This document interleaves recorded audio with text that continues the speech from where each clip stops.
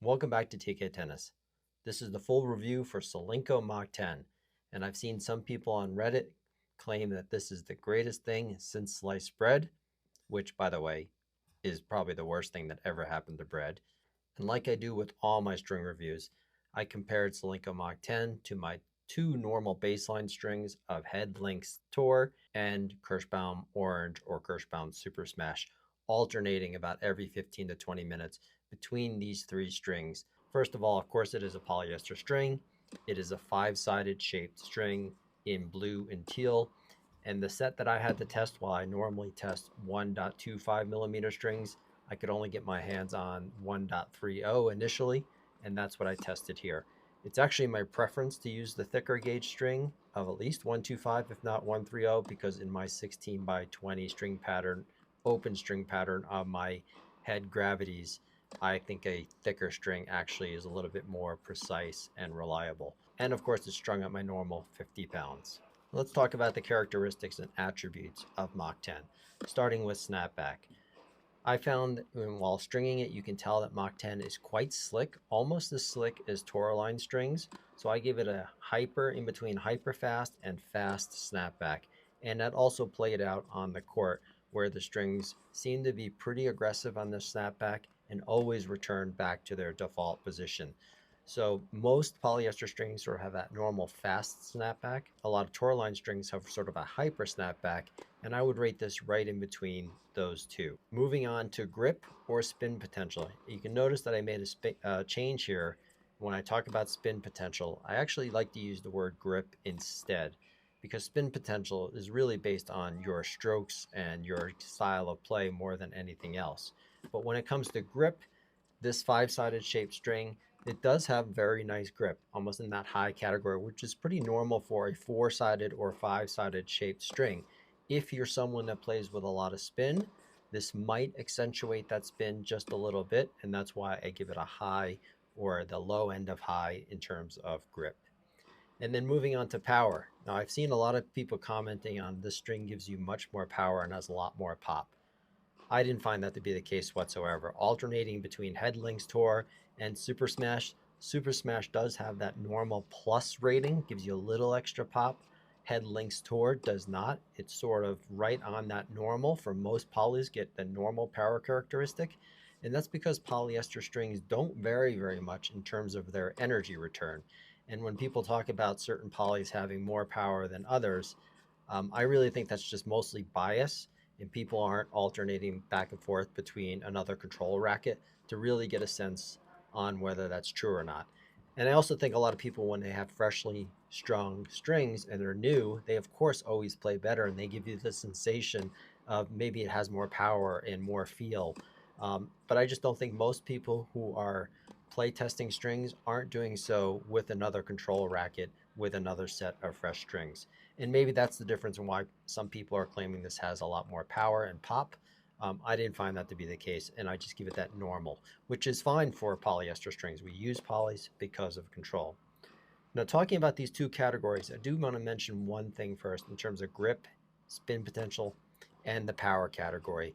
If you're chasing, or your biggest thing about looking for a string is to get more spin or for more power, you're barking up the wrong tree. These two categories, in my opinion, at all levels, including the professional level, you shouldn't be chasing spin or power from a set of strings. You should be chasing feel, precision, and control from a set of strings. And if you're chasing grip or spin potential and power, you should be doing so with your racket selection and whether you have an open or dense string pattern. Those two things have much more impact on your ability to generate power and spin. And even like I said, even on the pro level, you have people chasing string changes to get more power, which I think is a huge mistake. So you see some players going to natural gut to get more power, and it does have more power when you move to a natural gut, but at the sacrifice of some precision, as you see me hitting the Yankee, what I like to call the Yankees, just reaching out and slap someone.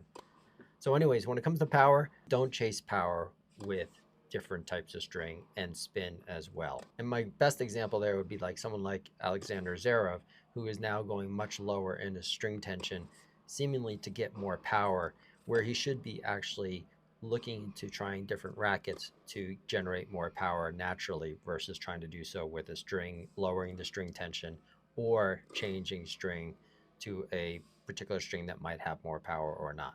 Now let's talk about accuracy. I have Mach 10 rated as reliable, but also somewhat inconsistent. And those, of course, are contradictory terms. So let me explain. Because this is a five-sided shaped string, and I find this with all 4 and 5-sided shaped strings, and less so with 6-sided, and much less so with 8-sided, or of course round strings, is that you get some inconsistency in its height or vertical trajectory depending on how well you hit the ball. So if you strike a ball just perfectly in the sweet spot, you anticipated it perfectly, and everything was in order, it's very reliable, like every other 4 and 5-sided shaped poly. That's a high quality poly. However, if you have to make last millisecond adjustments, either with your how you address the ball and make some changes, you can get a sense on these 4 and 5-sided strings that it will fly on you. And that's where the inconsistency comes in. And Mach 10 was no different. If you're striking the ball just right, anticipating it well in the right position, you will get a nice, reliable response. But like most other 4 and 5-sided shaped polys, if you're a little bit off, if your footwork wasn't quite there, or you had to make changes as you're addressing the ball, you will find that its vertical trajectory is a bit inconsistent. Now moving on to durability, I give it a high. It lasted 8 hours, right around the 8-hour mark before it broke, which is outstanding. That's typically at the higher end of when I break strings, about 8 hours. So durability was excellent. And that also goes along with tension maintenance. Tension maintenance was very, very strong, just about the highest level I could give it, sort of that low to high, that low high rating, where the tension maintenance, while it wasn't as firm or crisp at 7 hours as it was, of course, in the first hour, it really held its tension maintenance incredibly well, which is something that I'm finding lately, is that a lot of polys these days are really holding their tension better than a lot of those sort of that generation 1 polys. Now let's talk about feel. This is where it was probably a little bit confusing for me. There was no real strong personality trait with Mach 10. At times it could feel a little bit muted, and I'm not saying very muted. It's certainly not a muted string, just say semi-muted. It also has a slight metallic feel to it, but not nearly as much as something like Alu Power or Torna Big Hitter S7. And it also was a little bit crisp, but not entirely crisp. This is certainly a softer offering from Solinco, but it doesn't have a tremendous amount of personality where you would say it's just really soft and plush. It's not really soft and plush. It's certainly softer, let's say all other Solinco strings, but it's not considered really soft. So you have this sort of mix of a little bit muted, slight metallic feel, and just a little bit crisp. And that's where it comes into play with stiffness feel as well. If I rank Kirschbaum Super Smash a 3 out of 10 in terms of subjective feel, in terms of how plush and soft it is, this is not quite as soft. It's a little bit more firm, so it gets a 4 out of 10. So let's call it medium soft. And Head Lynx Tour, which I gave a 6 out of 10, it's more on the firm, crispy side or stiffer side, but not being harsh. And that's where this falls into in terms of a 4 out of 10. It is certainly softer than all the other Solinco offerings, including Hyper G Soft and their soft variants, but it is not a super soft poly. All right, so moving on to final grades. In terms of performance, that intermediate level, 3.0 to 4.0, I give it a B. I think it's an excellent string. It's just not outstanding and doesn't do anything incredibly well for that level of player. It doesn't give you enough free pop, which most of those players at 3.0 to 4.0 probably want a little bit more pop than Mach 10 gives you. So B, it's very good. I just can't give it quite an A in terms of 3.0 to 4.0 level players. In terms of advanced players, I think it ranges. It's really going to be very, very subjective depending on whether you think this is an A minus string or a B plus string. And of course, high caliber players, I just don't think it's not demanding enough. It's maybe a little bit too soft for most high caliber players unless they have arm sensitivities, and I give it a B plus. In terms of value, I give it a B minus at $14 a set in the States. That's a nice price. It's not the least expensive by any means, but it's also not at that close to $20 range a set like many Luxilon strings. So value a B minus. So who is this string for? It's for players who are fans of the Solinco brand and are looking for something a little bit more forgiving than other Solinco options. It's likely excellent for players with heavy topspin style strokes seeking a little more comfort who can take advantage of the really good grip this string offers when hit with conviction and in the sweet spot.